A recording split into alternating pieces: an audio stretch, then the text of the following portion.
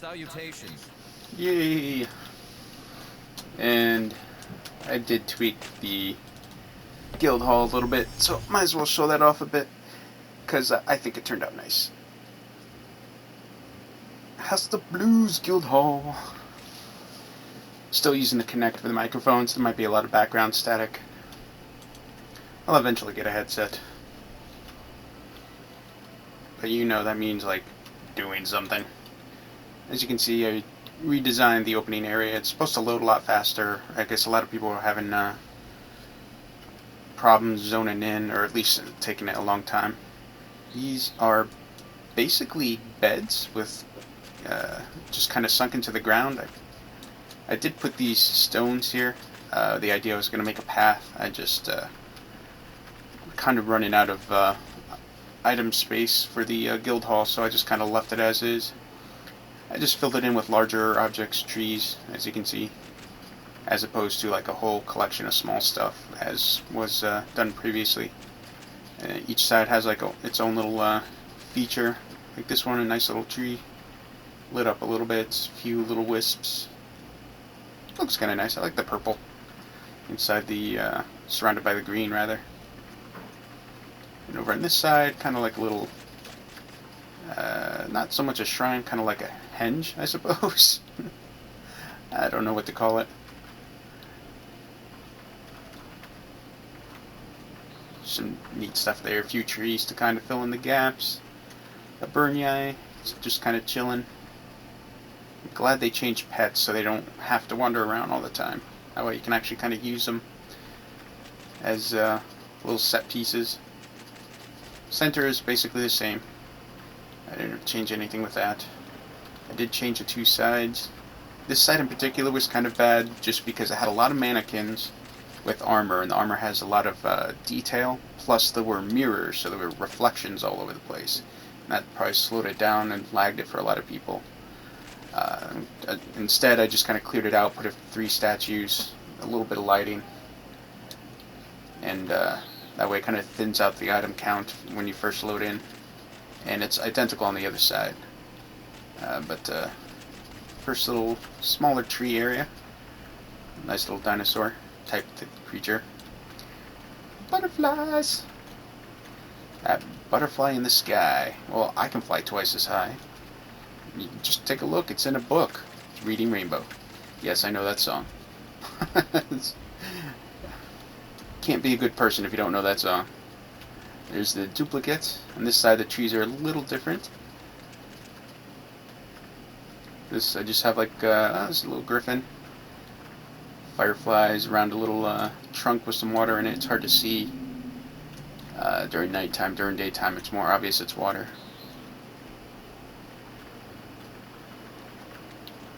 And then I just, on both sides of the main entryway, just put giant statues with some lighting.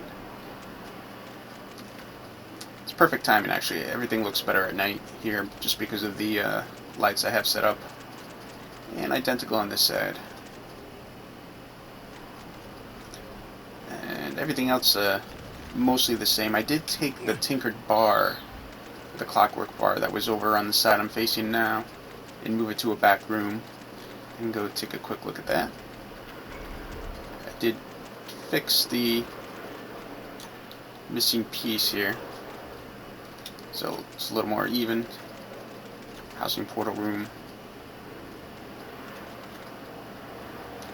I don't know if I showed that last time. And it's kind of like my museum in my personal housing. Let's see, Druid Circle. Hello, Elf. And nothing. And here's the Clockwork Bar. Tried to make it as close to the same in terms of overall feel as it was outside. Like the cannons, flanking the doorway here. Goblins. Just kind of change stuff around. I put gears up on the ceiling just to kind of make it look more, I guess, a combination of cozy and more themed. And this, you know, turned out nice. These are the floating discs, like the one right up here, the big white one. But you could turn it on its side, and then they make really neat little like accents.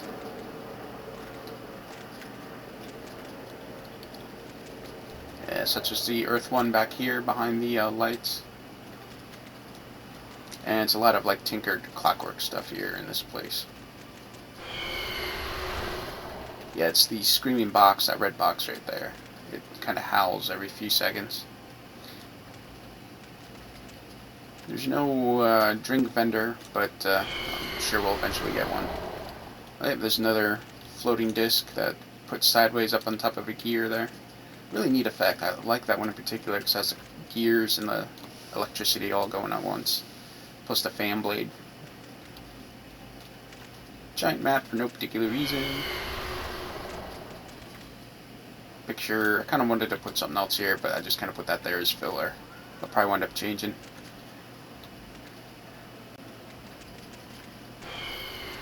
And there's not too much else different besides all that. I did fix... There was a display stand that had the top missing. I managed to fix that. Which was that one. So it looks a little better now. I really like the green, how it kind of glows there. Normally I don't like working with green except for like the trees and stuff, but that turned out really nice. And I think everything else is... Oh, yeah, this will eventually become the trophy room. As you can see, I placed something just temporarily. And then I'll try to figure out what to do with it a little bit later. Is a moving crate. I had to empty out and junk a bunch of stuff that was in the crate just because there was literally no room left for items. There's a lot of like books and stuff to get rid of though, at least out of the guild hall, and because we don't really need them and it just takes up a huge amount of space. Yeah, I still gotta fix this a little. The carpet's there for no particular reason.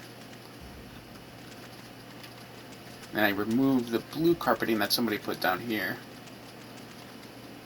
Just so, you know, little accents. I'll probably put a center display stand. I'll figure that out later. I don't want to fit too much stuff on this side.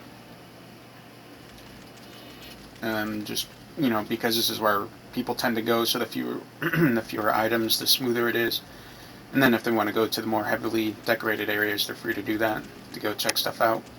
But that way it's not necessary to go there if the computer can't handle it. So I try to plan ahead. And that's pretty much that. That's where I started to build something. I don't remember if I showed that in the last video. Looks like somebody placed some more tiles. Probably just messing around. And this should be empty, I believe. Yup. Still plenty of spaces to build stuff in. Let's take a little fly around here. And I can turn the fireworks on this time. I didn't do that last time, despite kind of teasing it. If I can land on there.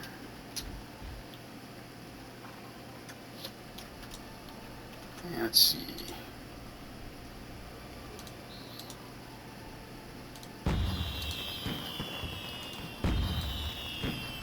No. Okay, a couple more. I think I have some on the back. Yes. I think this is the question mark one.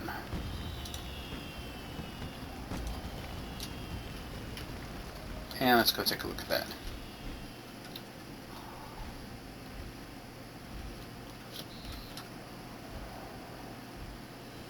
There go the fireworks. It's actually pretty neat. And again, it looks even better at night. Let's turn off the it's a little over the top sometimes when it's mixed with the other fireworks.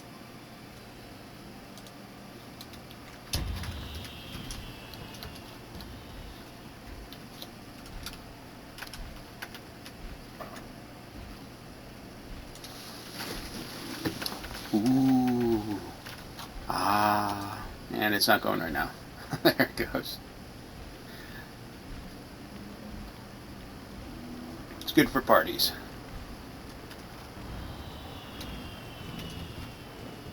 Too bad the sound of it doesn't carry a little more.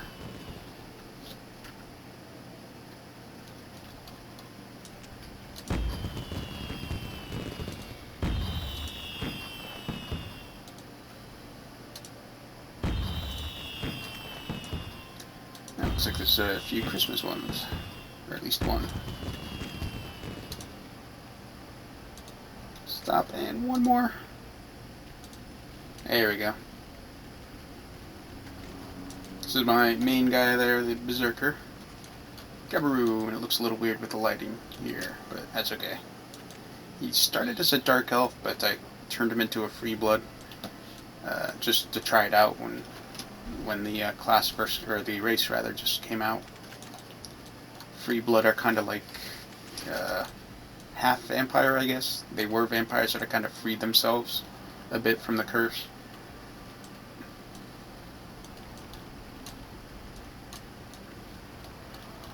But he is my major butt kicker.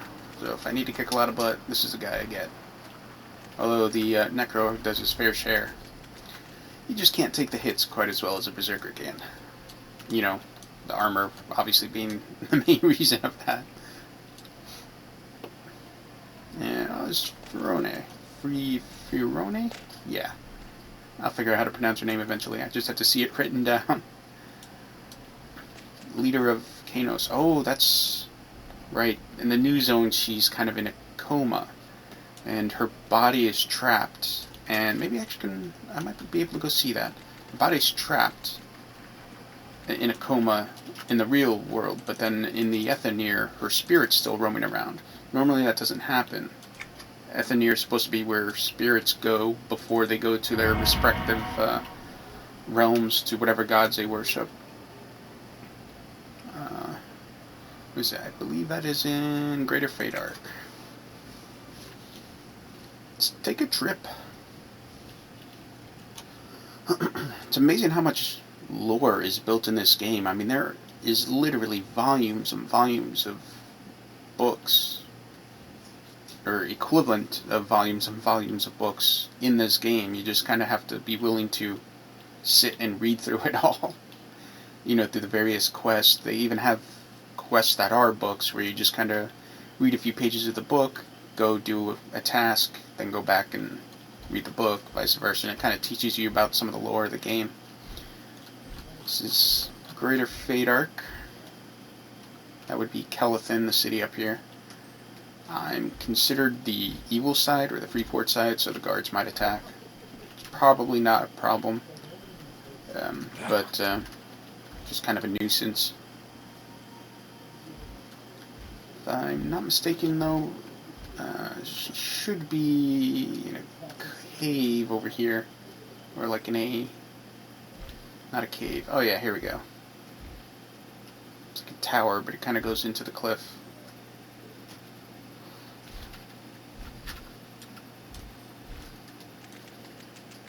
Although I finished the quest line, so she might not be there anymore. And she's not. She was, you know, Sleeping Beauty, like, sitting here, and there she is.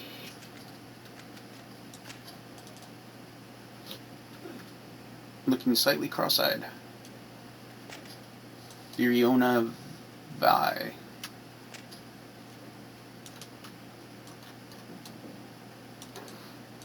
But she leads Kanos, and then Luke and Delir leads Freeport, and those are the two major factions, basically. Fireflies.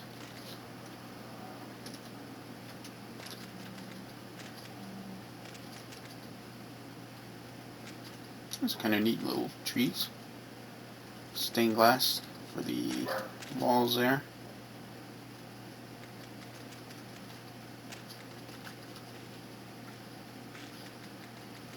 It's kind of a neat looking place. That guy looks really worried. Okay, there we go.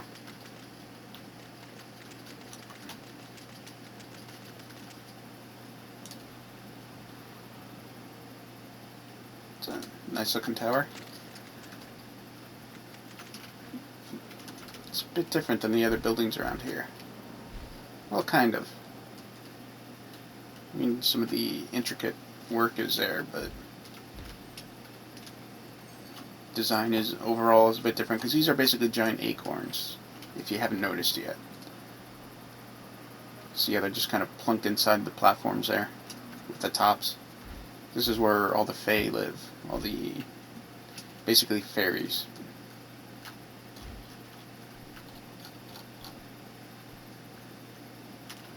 Hello, fae. Mailbox. This is a neat place. Well, at least it was when they added it. It's kind of old hat at the moment now, just because I've seen it so many times. Elevator, which you actually have to take up and down unless you can fly, but usually you have to be high level for that.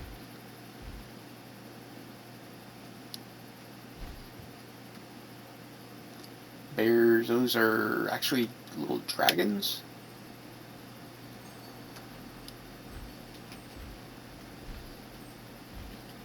There's a pet version you can get as well, which I used in one of my other skits. When I was doing a spoof of Navi from Legend of Zelda. Hey, listen! Just, man, Navi was irritating. Gaming has left the server. Hey, still in Ventrilla, look at that. And what do we got here? Undead.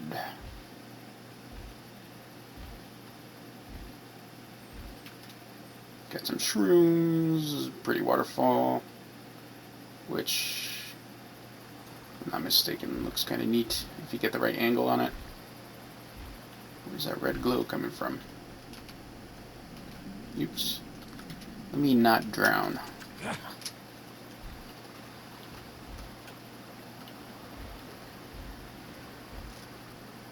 I'm not sure. Usually it's reflected from something, but I don't see anything red.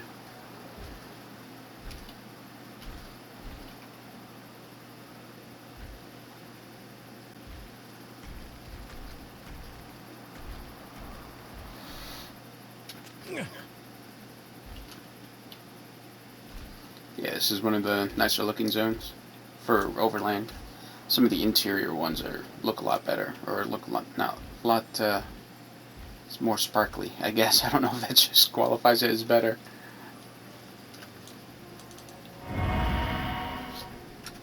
And let's see what we got. Looping planes, Obal planes.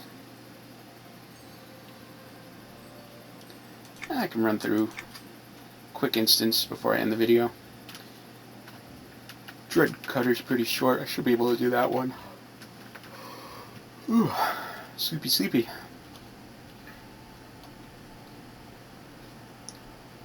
This is the Ethanir, like the halfway place for spirits, basically. Let's see, Dreadcutter. Yep, I can reset it. I'll do that.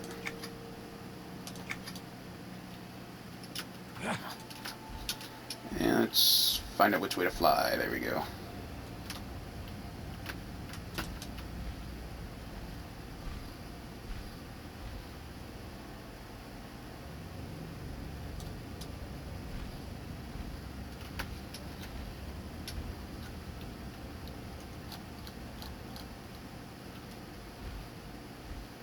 It's another neat looking zone. A lot of big effects and unusual flora.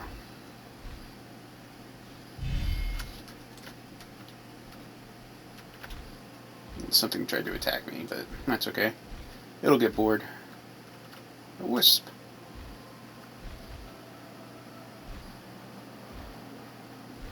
It's kind of neat looking.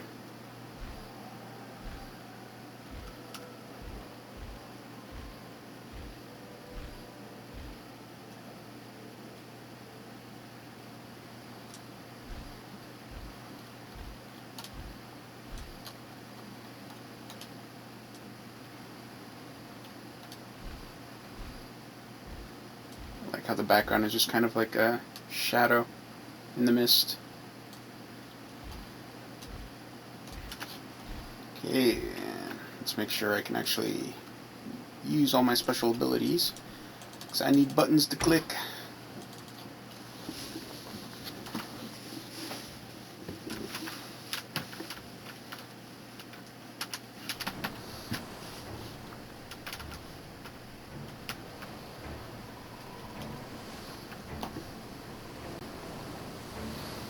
This is a really short zone, just a boat. I'm on a boat.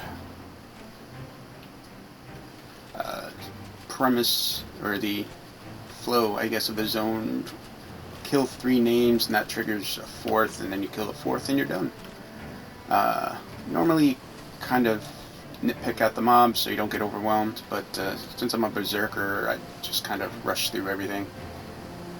As long as I'm set up properly. Recklessness, yes. And yeah, that's all good. That should be fine.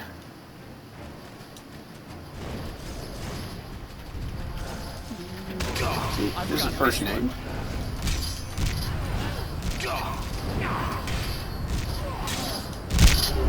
This is usually how most tanks play, I would imagine.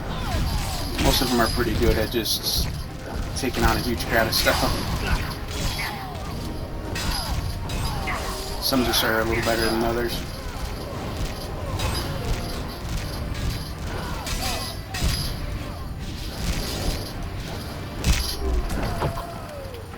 Yeah, Relocians, these are ogres. It was actually kind of interesting. Ogres used to be, like in typical fantasy, they're huge and strong, like, you know, kind of like these guys are. But they're dumb. But in EverQuest, they were actually very smart, but they were too good, and so they were cursed, and their intelligence was basically stripped away. Although it's not as all, I mean, you still have ogres with intelligence and stuff like that, but primarily, they got too big, and worried some of the gods, so they kind of put a stop to that. Okay, there's the second name. This guy can stun, so I'm going to put my immunity on for that. Yeah, Berserkers, you definitely want to buy all the heroic AAs for your, what is it called? Experienced Insight. When it's maxed out, you get immunities to all sorts of crowd control stuff while it's up, which is hard to find most of the time for tank classes, unless you're a monk or a brawler, or a bruiser rather. But that immunity is really, really nice. Yeah, you know, I usually don't loot those, just because they fill up my inventory. I never use them anyway. And number 3. Adrenaline on, back on some of the damage.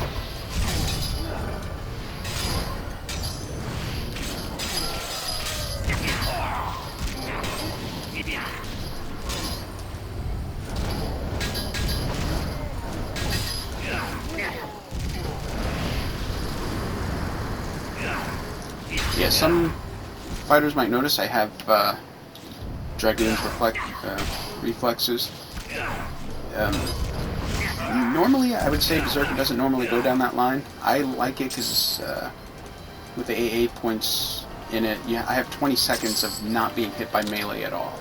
Well, I mean, I can't hit back, but if I'm waiting for either Battle Frenzy or Vision of Madness to recycle, it's 20 seconds is a huge lifesaver sometimes. I mean, you still get hit with spell damage, but it cuts back a lot on the damage you're taking. And now we fight a giant storm. But it depends what you're building for. Like, I don't really raid, and I do group, but usually not with, like, top-tiered players, so I don't have to worry about too much in terms of, like, hate gain and stuff like that. Yeah, you know, I'll just absorb it. Yeah, it's my favorite heroic ability, by the way, the perfect counter. It absorbs any damage over 10%, and up to 3 times. So you get 3 stone skins for damage above 10% of your max health. But it also works on spell damage, which A lot of our stuff doesn't. Like our parry doesn't, gut roar doesn't. That only blocks physical. So you can, like those mobs that hit with like that huge cataclysm, like in Sky Shrine, you can just absorb it, and then and it reflects back to the enemy as damage for your next hit. Well, after the 3 stone skins are up anyway. And that was the whole zone. That was pretty much it. It's rather short. But now I have a boat all to myself. Maybe I'll film a skit on here. I do sail, just on a small lake. So I do like boats. Maybe that'll give me an idea or two. Possibly pop on here with my necromancer. We'll have to see. Let's see what we can do. Oh, wave. Yeah, this actually used to be a big deal when the game first came out. The technology they used to generate the waves is the same technology they used to generate the waves in Titanic. And at the time, when EverQuest 2 came out, that was a big deal. But now it's like some things for a game, especially for a game that's been out for 7 some odd years, however long it was. It's kind of old hat, but it's still impressive. It still looks really good. And wow, yeah, it does still look really nice. Yeah.